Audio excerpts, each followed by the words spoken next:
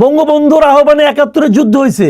12 ফেব্রুয়ারি নির্বাচন নিয়ে আপনার কি মূল্যায়ন? মনে করেন 12 ফেব্রুয়ারি নির্বাচনটা বেসিক্যালি, আমি যদি খুব সহজ ভাষায় বলি, এটা হচ্ছে একটা বিকলাঙ্গ টাইপের নির্বাচন। বিকলাঙ্গ মানে এই অর্থে, আপনি নির্বাচনটা কি আসলে, মানে আমাদের বাছাই করার উন্মুক্ত সুযোগ। কে বাছাই করবে? প্রার্থীরা বাছাই করবে, কিন্তু ভোটাররা বাছাই করবে। হ্যাঁ, ভোটাররা বাছাই করবে, আমরা যারা ভোট দিব তারা বাছাই করবে। তো আমাদের জন্য কি উন্মুক্ত রাখা হয়েছে? আমি যাকে ভোট দিতে চাই, আমি যে দলকে ভোট দিতে চাই, সেরকম সব দলকে আছে এই নির্বাচন? সেই দল নাই।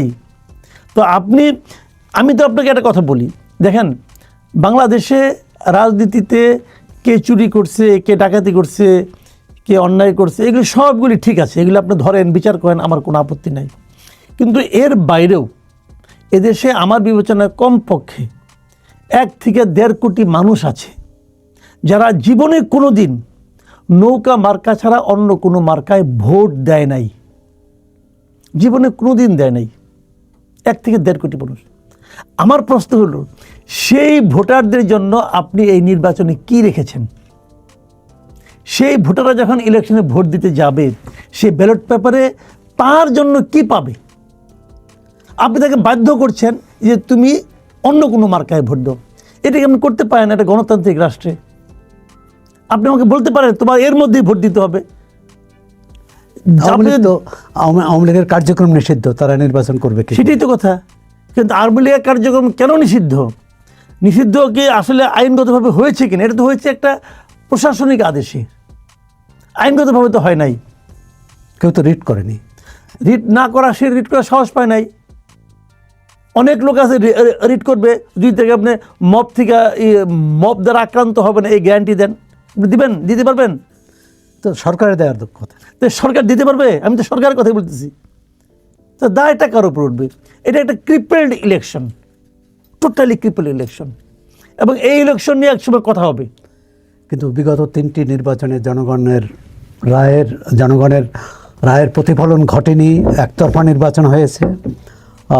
এ কারণে 3টি নির্বাচন নিয়েই বিতর্ক এবং মানুষ প্রত্যাখ্যান করেছে বলে সরকারে যারা আছেন তারা দাবি করছেন।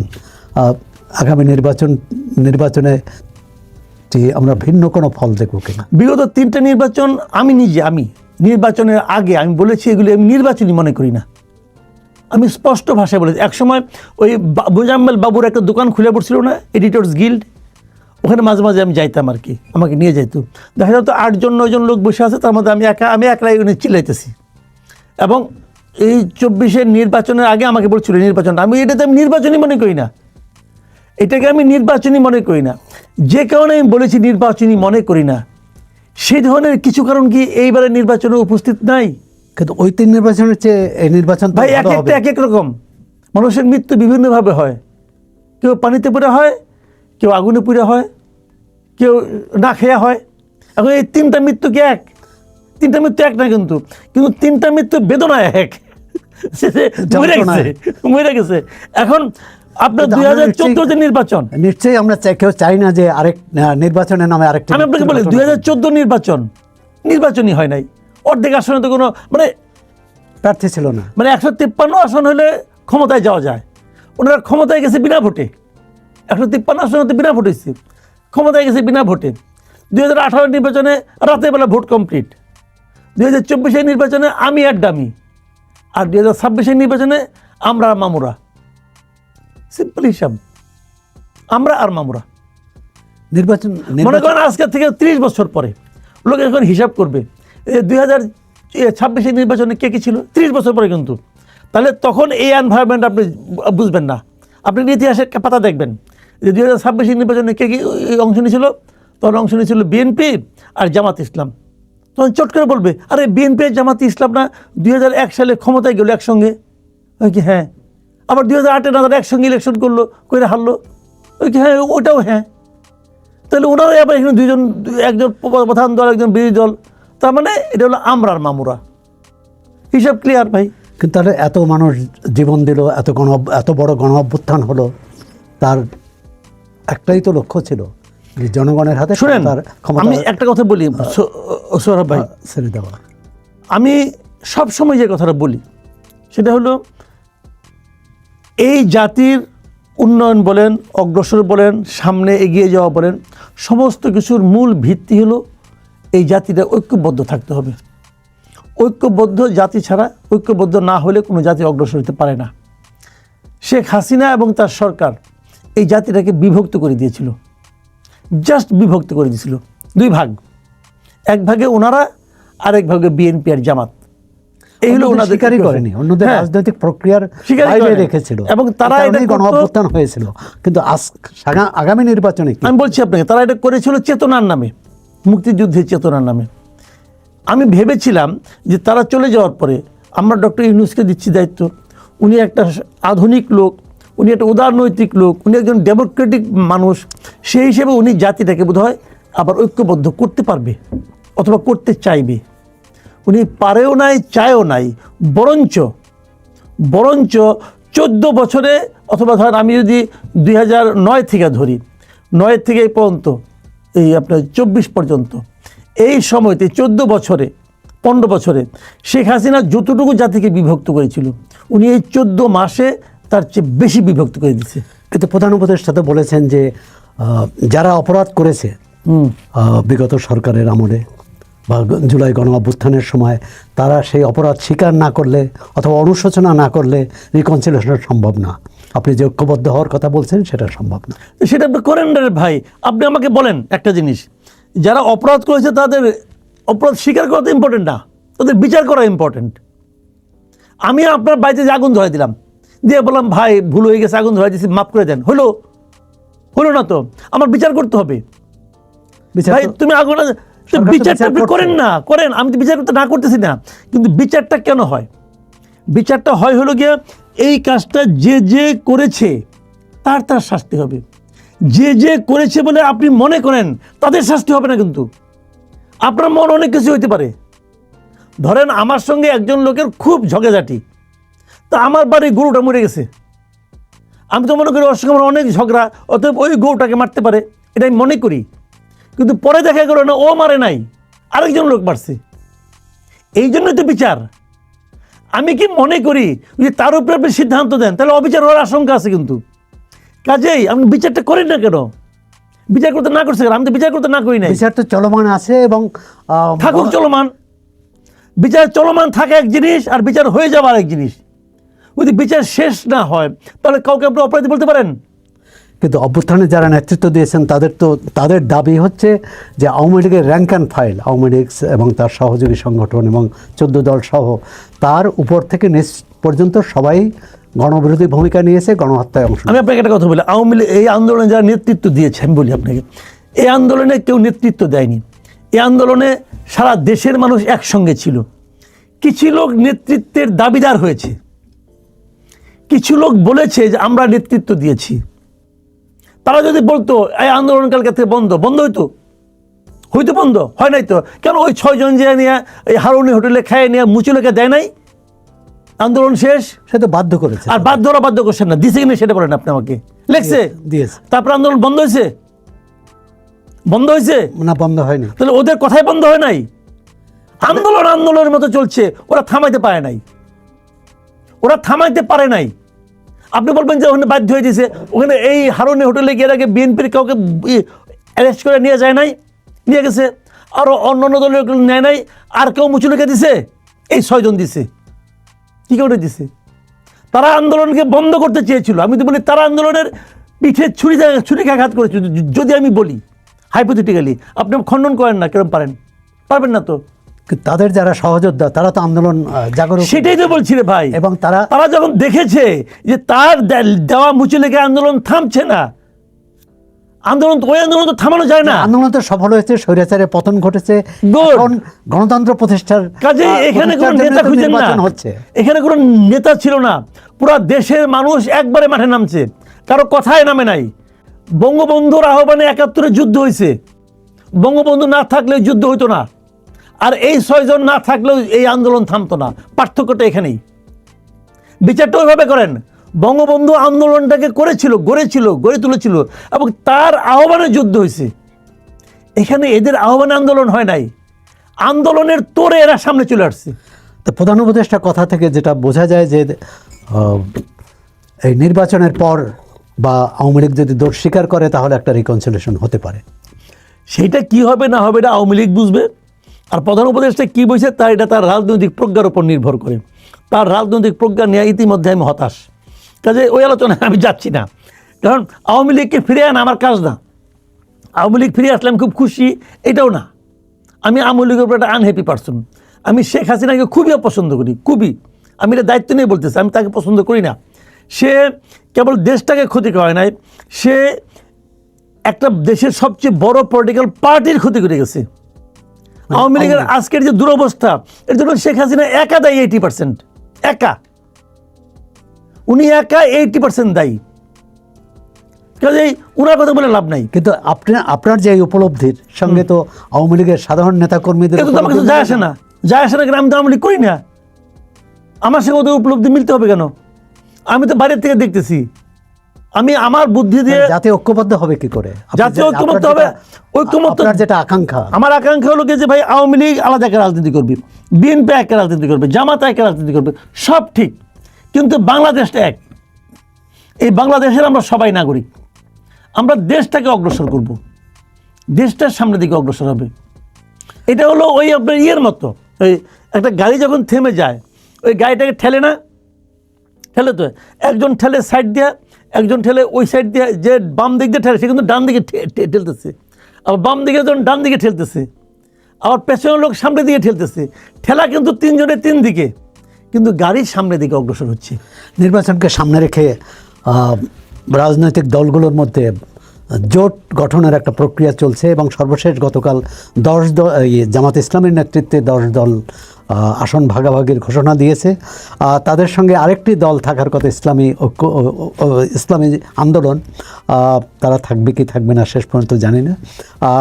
কিন্তু এই দলে যারা ছিল, যারা আছে, তারা একসময় এই দলের রাজনীতির বিরোধিতা করেছে, ধর্মীয় রাজনীতির বিরোধিতা করেছে। বিষয়টি কীভাবে দেখছেন? দেখেন, একটা জিনিস হলো কি, ইসলামী আন্দোলনের সঙ্গে জামাত ইসলামের জোট হওয়া ইম্পসিবল। এটা কোনো দিনও মিলার কথা না। কারণ ইসলামী আন্দোলনের লিডারদের যে মানে নীতি, তাদের যে আদর্শ, তার সঙ্গে জামাতের আদর্শ একদম বিপরীত। ইসলামী আন্দোলনের লিডারদের আমি এই কথা নিজে মুখে শুনতে তারা বলছে, আমি ভিডিওতে দেখেছি, যে জামাত করলে পরে তার ইমান থাকবে না, জামাত ইসলাম করলে তার ইমান থাকবে না, নষ্ট হয়ে যায়। এই কথা ইসলামী আন্দোলন অনেক বলছে। এই আন্দোলনটা বেসিক্যালি ছিল হলো একটি নির্বাচনী জোট। তাদের জোটটা ছিল নির্বাচনী জোট, নির্বাচনকে কেন্দ্র করে এই জোটটা হতো। উভয় পক্ষের অপরিসীম লোভের কাছে তাদের আদর্শ পরাভূত হবে, এটাই স্বাভাবিক। এদের যে চরিত্র আমি দেখেছি, এরা লোভের কাছে পরাভূত হবে, কাজে আবার মিলেও যেতে পারে। কিন্তু যদি মিলেও যায় সেখানেও আশঙ্কা আছে। আশঙ্কাটা হলো এই যে নির্বাচনের পর তারা তো জোট হিসেবে একত্র থাকতে পারবে না, উনি যে আবার মারামারি করবে। কারণ এখানে তো নীতি নৈতিকতার প্রশ্ন। শুনেন, গণতন্ত্রে ভিন্ন মত থাকতে পারে, গণতন্ত্রে এই দল এরকম বলবে, ওই দল এরকম বলবে, আমি কিছু ছাড় দিব, তুমি কিছু ছাড় দাও, এইভাবে গণতন্ত্র চলতে পারে। কিন্তু ধর্মে কিন্তু ভাই এটা হয় না। জামাত ইসলামকে ওয়াহাবিবাদী ধারার রাজনৈতিক দল হিসেবে চিহ্নিত করা হয় এবং এক ধরনের কট্টরপন্থা রাজনৈতিক দল। কিন্তু তারা তো এবারে এই ইসলামী দলগুলোর বাইরে জাতীয় নাগরিক পার্টি, লিবারেল ডেমোক্রেটিক পার্টির মতো দলকে নিতে পেরেছে। এটি কি তাদের রাজনৈতিক সাফল্য বলে মনে করেন? নিতে পারে নাই, বরঞ্চ আমি বলি যে একাধিক চরিত্রহীন ব্যক্তি এক জায়গায় হয়েছে, একাধিক আদর্শহীন ব্যক্তি এক জায়গায় হয়েছে, একাধিক আদর্শহীন দল এক জায়গায় হয়েছে। এদের কারো কোনো আদর্শ নাই এবং আতঙ্কের বিষয়টা যাদের বিরুদ্ধে লড়াই করার জন্য এই জোট গঠন করেছে তারা কি আদর্শবান? আমি ওরা আদর্শবান বলছি না, ওটা ওদেরকে আলোচনা বলছি, ওই আলোচনা হচ্ছে না, কিন্তু আলোচনা হচ্ছে এখানে যারা মিলছে।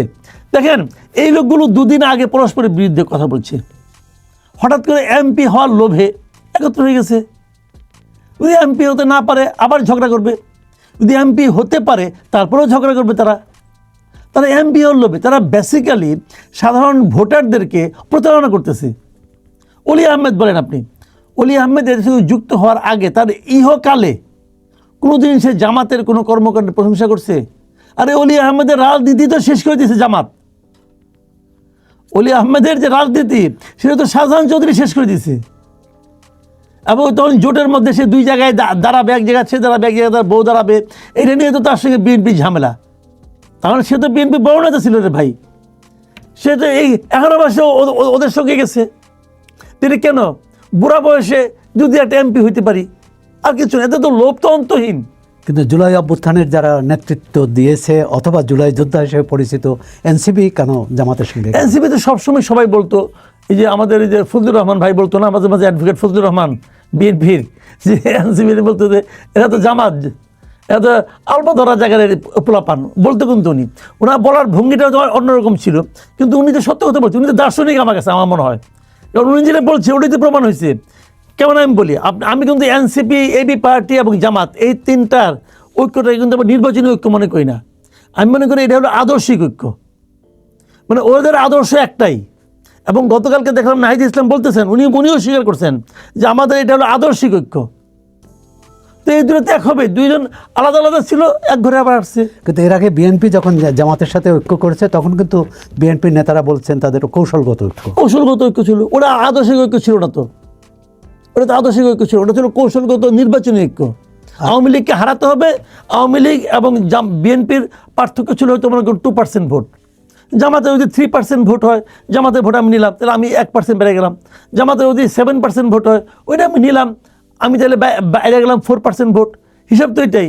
এই জন্য ওরা নিয়েছে জামাতকে, ওরা নিয়েছে জাতীয় পার্টিকে, ওটা তো ভোটের হিসাবের জন্য। রাজনৈতিক দলগুলোর নীতি আদর্শ নিয়ে আমরা কথা বললাম, জোট ভাঙ্গা গড়া, কিন্তু নির্বাচনের যে প্রস্তুতি, নির্বাচনের যে পরিবেশ থাকা দরকার সেটা কতটা আছে বা সরকারের প্রস্তুতি? দেখেন, এটা একটা জটিল প্রশ্ন।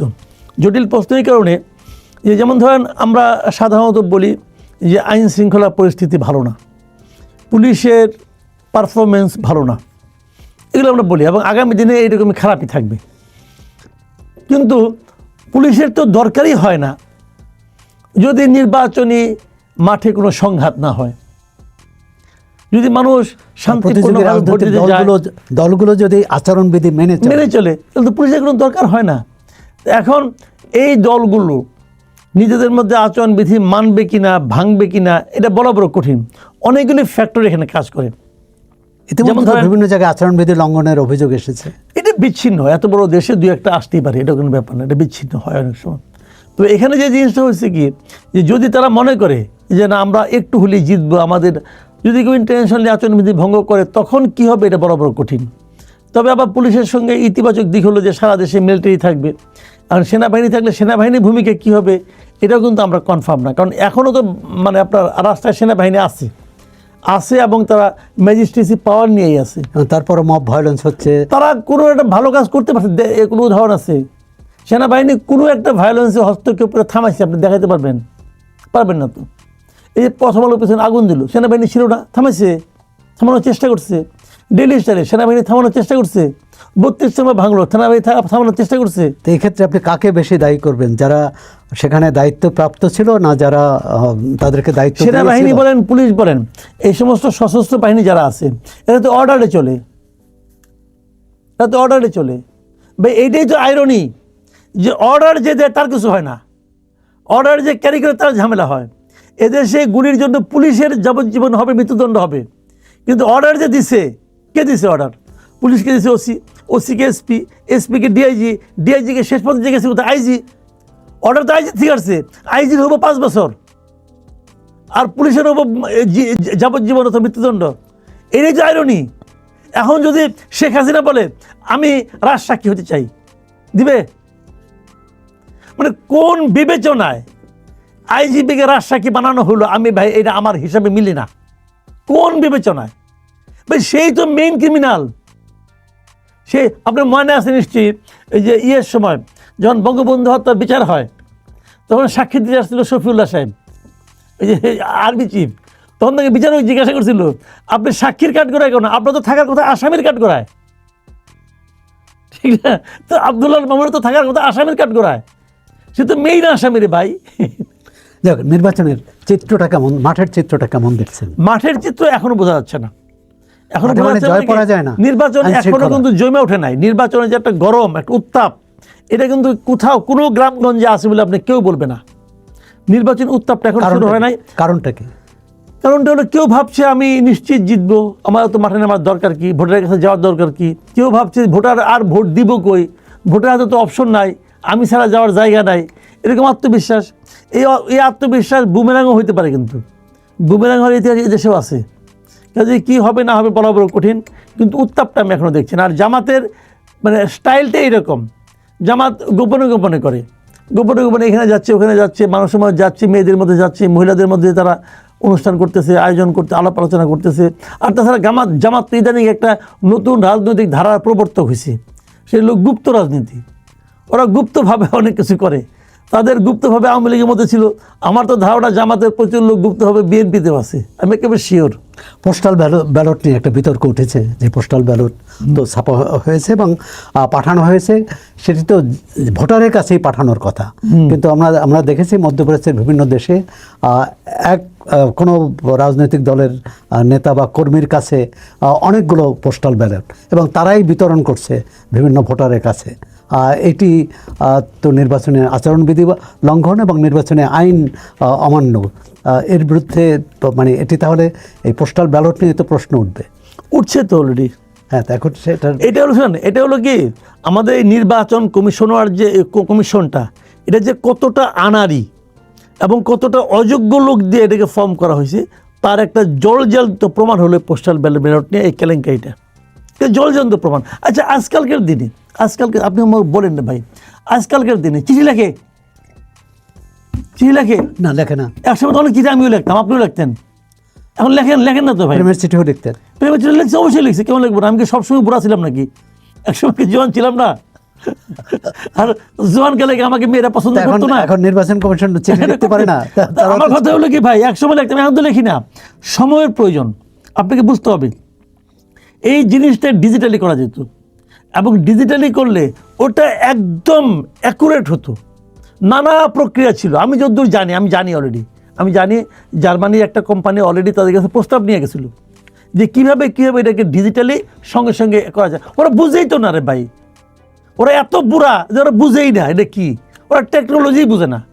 আপনি বলেন, আপনি দেশে বাইরে যান, এখানে যান সেখানে যান, এখান থেকে আপনি একটা হোটেল বুকিং দিচ্ছেন আপনার মোবাইল দিয়ে হোটেলের বুকিংয়ের টাকা পয়সা মোবাইল দিয়ে পাঠিয়ে দিচ্ছেন, পাঠিয়ে দিয়ে আপনি ওখানে যাচ্ছেন। গভীর রাত্রে যে পৌঁছলেন এয়ারপোর্ট থেকে, আপনি এয়ারপোর্ট থেকে একবার চিন্তা করছেন যে এয়ারপোর্ট থেকে 20 মাইল দূরে আমি একটা হোটেলে যে উঠবো এত রাত্রে, যদি ওই হোটেলটা এক্সিস্ট না করে, যদি ওই হোটেলটা আমার টাকাটা না পাওয়া থাকে, যদি ওই হোটেলটা আমার বুকিংটা কনফার্ম না করে, আমি এত রাতে কই যাবো?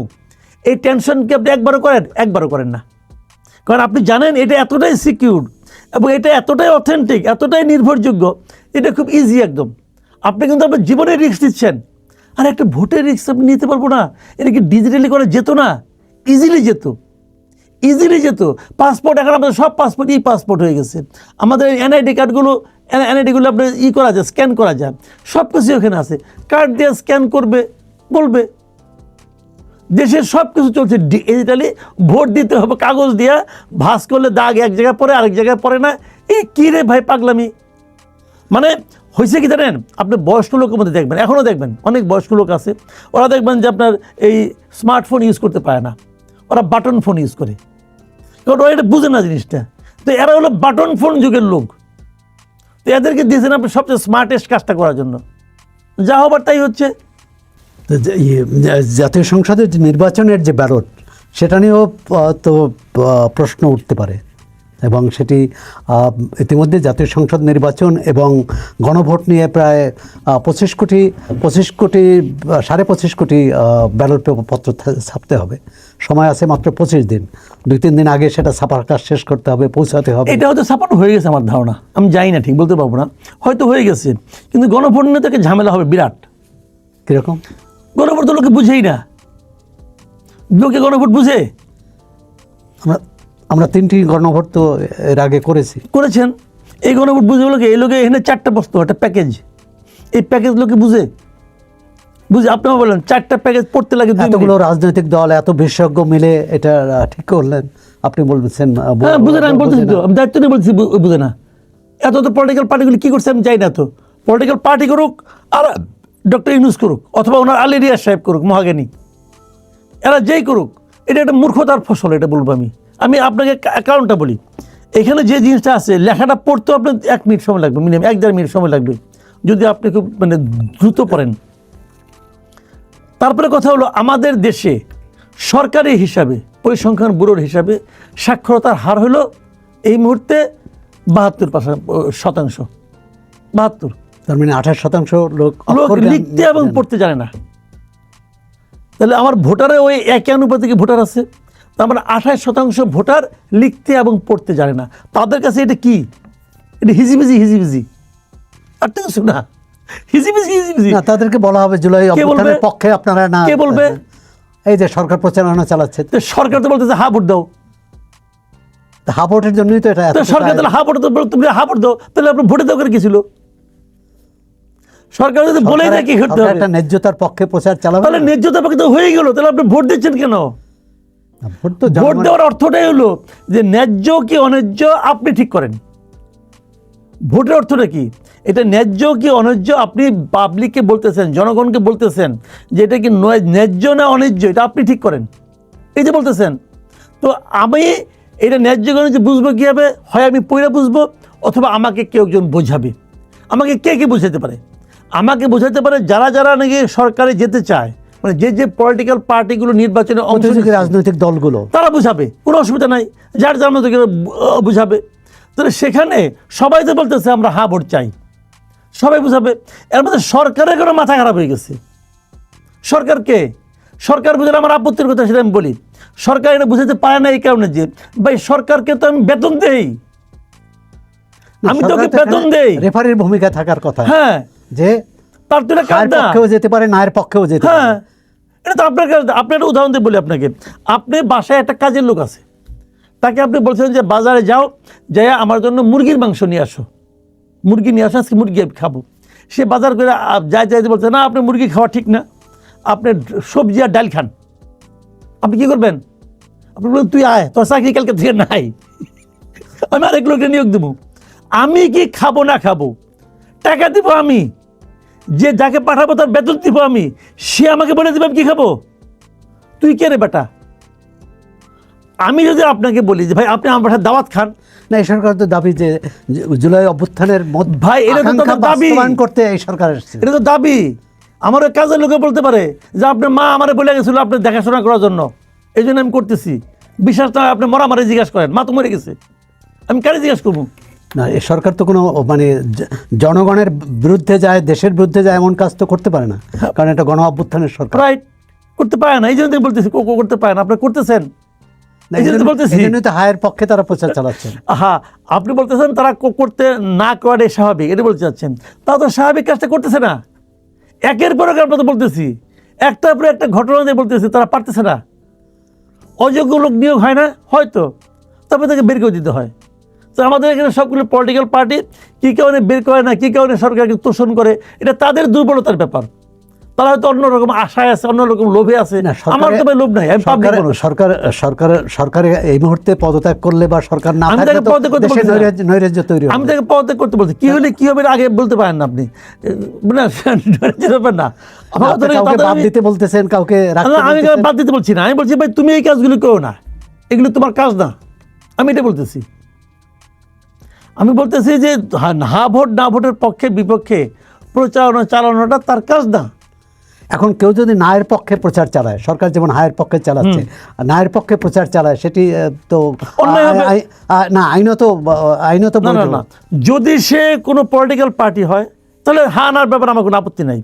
কিন্তু যদি সে সরকারি বেতনভোগী কর্মচারী হয়, বেতনভোগী লোক হয়, তাহলে সে এটা না হা বা না বেসরকারি হয়, যদি সাধারণ মানুষ হয়, যে কেউ তো, যেহেতু সরকার এখানে একটা বিকল্প রেখেছে যে তুমি হায়ের পক্ষেও দিতে পারো, নায়ের পক্ষেও দিতে পারো, সুতরাং কেউ তো নায়ের পক্ষে প্রচার চালাতে পারে, কোনো সমস্যা নাই। কিন্তু চালালে যে তাকে মব ভায়োলেন্সের শিকার হবে না এই নিশ্চয়তা সরকার দেবে, সরকার দেওয়া উচিত, সরকার দেওয়া উচিত। আপনার মনে হয় কি যে এই সরকার দেবে না? তো এই সরকার তো হার পক্ষে নিজে একটা পার্টি হয়ে গেছে।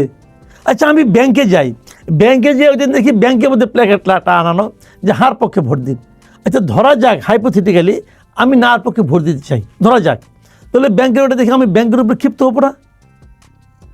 আমি তো ব্যাংকের উপর ক্ষিপ্ত হবো। ওই ব্যাংকের প্রতি আমার কোনো আস্থা থাকবে?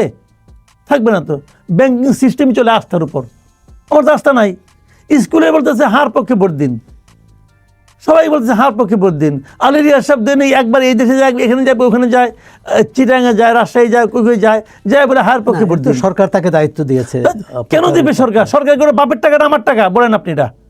আলিরিয়া সাহেবের যে গাড়ি ভাড়া, এই টাকাটা কার? উনি ওনার টাকায় গেছে না আমার টাকায় গেছে? না, এটা ব্যক্তি বিশেষের বিষয় না। না না, আমার কথা হলো কি, এটা পারে কিনা।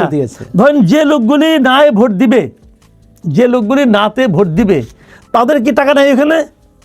সে পারে? পারে না, সিম্পলি পারে না।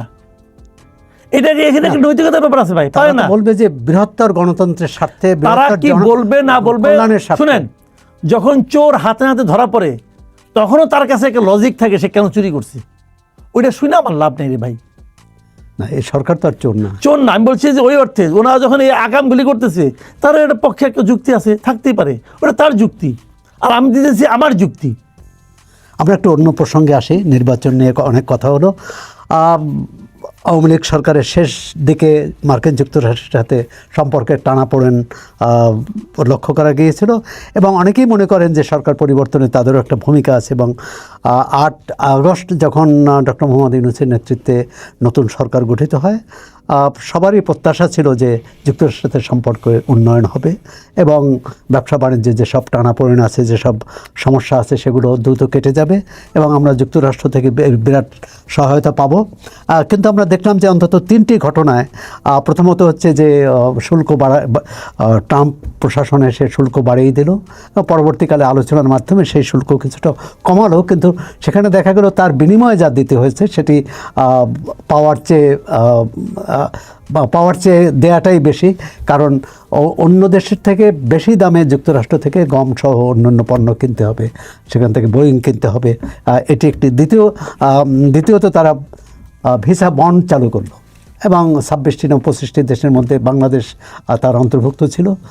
অর্থাৎ বাংলাদেশ থেকে এখন যারা যাবে তাদেরকে একটা বড় 5 থেকে 15,000 ডলার জমা দিতে হবে। সর্বশেষ যেটি হচ্ছে, বাংলাদেশের অভিবাসন ভিসা স্থগিত করে দেওয়া হয়েছে। তাহলে এই মার্কিন যুক্তরাষ্ট্রের সাথে বর্তমান সরকারের সম্পর্ক উন্নয়নের কি পরিস্থিতি আপনি দেখলেন? পরিস্থিতি খারাপ। শুনেন, এখানে একটা বিষয় দেখতে হবে, সেটা হলো গিয়ে ট্রাম্পের সঙ্গে এরকম পরিস্থিতি অনেকেরই খারাপ। ট্রাম্প অনেকের সঙ্গে অনেক রকম দুর্ব্যবহার করছে, এমন এমন কাজ সে করছে যাতে নাকি ওই দেশের জন্য রীতিমতো বেদনাদায়ক পরিস্থিতি তৈরি হয়, অর্থনীতির ক্ষতিগ্রস্ত হয়, এরকম করছে। আমাদের প্রতিবেশী দেশ ভারতের সঙ্গেও করছে। ভারতের সঙ্গে তার খুব ভালো বন্ধুত্ব ছিল বলে অনেকে মনে করতো, সেটা উনি প্রমাণ করছেন যে পাকিস্তানের সঙ্গে করছে না, পাকিস্তানের সঙ্গে করছে না। এই সবই তার ইচ্ছা, কীভাবে করে না, এই ক্ষেত্রে আবার করছে। এই ভিসার ক্ষেত্রে পাকিস্তানও বন্ধ করছে, পাকিস্তানও বন্ধ করছে। সে যে কার জন্য কি এটা কেউ বলতে পারে না। তবে যার জন্য যাই হোক, আমি বাংলাদেশের নাগরিক হিসেবে আমি পার্সোনালি চাইব আমার দেশে যিনি সরকার আছেন, যারা সরকার চালাচ্ছেন, তারা এমন কিছু একটা করবেন যাতে নাকি আমরা ওরকম ঝামেলায় না পড়ি। এটা তো আমি চাইতেই পারি, কারণ পৃথিবীর সকল দেশের সঙ্গে তো সেটা করে নাই। 75টা দেশকে সেটা করছি, তো 75 দেশ মানে কি অর্ধেকও না। তা আমি বেটার হাফের মধ্যে থাকলাম না কেন? এই ভিসা নিয়ে তো ইন্ডিয়ার সঙ্গে করে নাই, আবার ইন্ডিয়ার সঙ্গে ট্যারিফ নিয়ে করছি, কাজে এগুলো তো ভ্যারি করবেই। আমার কথাটা হলো যে আমরা কেন সে ভালো অর্ধেকে থাকবো না, এগুলো মূল কথা। এখন আমাদের কিন্তু একটা প্রত্যাশা ছিল, যেমন হাসিনা সরকার যখন ছিল, হাসিনা সরকার তো আমেরিকার সঙ্গে ঝগড়াঝাটির মতোই করতো, সংসদেও করতো, হ্যাঁ অনেক সময় করতো। তো সেটা নিয়ে আমরা আনহ্যাপি ছিলাম এবং উনি বলতেন আমেরিকা না গেলে কী হয়, বলতেন তো। আচ্ছা, এই সরকার এসে কী বলছে ইউনূস সাহেব, উনি তো আন্তর্জাতিক ব্যক্তিত্ব, উনি বললেন আমরা বিদেশ যাবো কেন, বিদেশ আমাদের কাছে আসবে বলছে। তার মানে বিদেশ ওনার এত বাম হাতের মানে আয়ত্তের মধ্যে আছে, উনি চাইলে বিদেশি ওনার কাছে চলে আসবে। পরে দেখা গেল কি গত 18 মাসে এটা বাকওয়াজ, একদম বাকওয়াজ। মানে উনি বিদেশকেও আনতে পারেন নাই, বিদেশের দরজাও বন্ধ করে দিয়েছেন।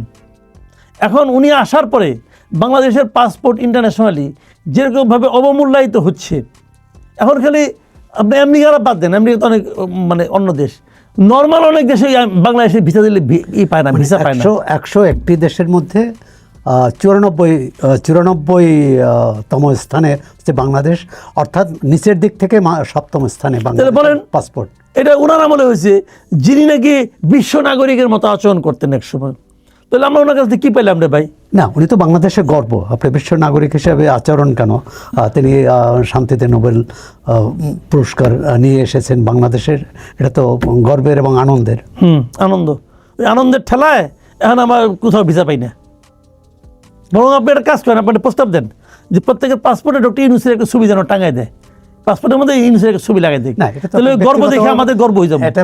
এটা ব্যক্তিগতভাবে বললেন, সরকারের সাথে সরকারের সম্পর্ক, এবং আপনি বলছেন যে ট্রাম্প কখন কি কারোর উপর ভাই কোন ট্রাম্পে সিদ্ধান্ত আলাপ বাদ নেয় দেন, জানেন। ট্রাম্পে আলাপ বাদ দেন, অন্য অন্য দেশে কি হচ্ছে? আপনার ভিসা কি আগের তুলনায় অন্য অন্য দেশে আপনি বেশি পান? বাংলাদেশের পাসপোর্টে যে অবমূল্যায়ন হয়েছে এই সরকার, আপনি এটা মানেন? হয়েছে তাহলে আলোচনা করে লাভ কি? তাহলে ওই গর্ব নিয়ে আপনি থাকেন। না, উত্তরণ তো করতে হবে। উত্তরণে গর্বের সহায়তা হবো। এই গর্বের 1 মাস আছে, এতদিন যখন সহ্য করতে পারছি, আর 1 মাস কোনো মতে কষ্ট করে সহ্য করবো।